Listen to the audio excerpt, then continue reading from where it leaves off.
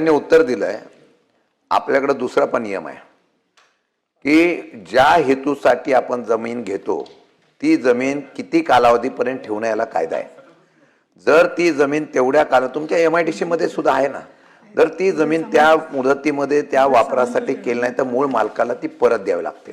त्यांचा स्पेसिफिक प्रश्न काय आहे, या परिसरातल्या सगळ्या जमिनी तुम्ही ॲक्विजिशन केलेला आहे, त्या करताना नियम निकष बाजूला ठेवून सिडको फक्त त्याच्यावर स्टॅम्प मारून बसलेली आहे. त्याला विकता पण येत नाही, त्याला काही करता येत नाही. नंतर तुम्ही आता 12.5-22 आता तुम्हाला 22.5% द्यावं लागणार आहे.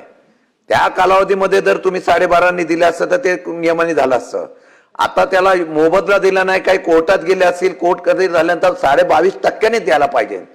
माझी विनंती एवढीच आहे सभापती महोदय, मंत्री महोदयांना, आणि काय लोक पुनर्वसित आहेत. तुम्ही एखाद्या माणसाची एकदा जमीन घेतल्यानंतर किती वेळा जमीन घेणार?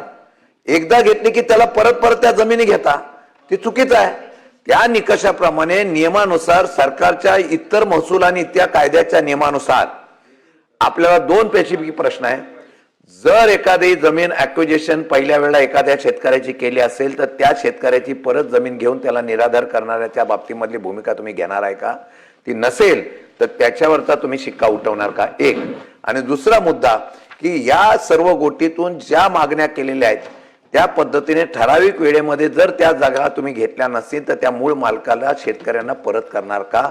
आणि 22.5% प्रमाणे त्याला टाइम बाइंडिंग ठेवा. सिडको आता धंदाच करायला लागलेली आहे. तुम्ही तुमचा आभार मानतो, मंत्र्यांचा खरोखर आभार मानतो की त्यांनी सभागृहात न्याय दिला. 1150 कोटी रुपये गरिबांच्या तुम्ही माफ केले. आम्ही दोघांनी विक्रांनी आम्ही मत, तरी पण अजून खाली ऑर्डर झालेली नाही. ती ऑर्डर लगेच काढावी. पण माझं म्हणणं आहे सिडकोनी व्यवसाय करण्यासाठी कंपनी नाही, सिडको ही सेवा देणारी कंपनी आहे. माझ्या आताही तुम्हाला विनंती आहे तर त्या सिडकोनी ज्या जमिनीसाठी ज्या प्रस्तावासाठी उपयोग केला नसेल तर त्या जमिनी तुम्ही परत करणार आहात. सभापती महोदय, सन्मान्य सदस्यांनी शिंदे साहेबांनी जो मुद्दा मांडला तर मी MIDCचा देखील आपण उल्लेख केला. कधीही कुठचंही मंडळ असेल किंवा स्वायत्त संस्था आम्हाला जागा नकोच आहे हे कधीच सांगणार नाही. ही शेवटी शासकीय प्रोसिजर आहे.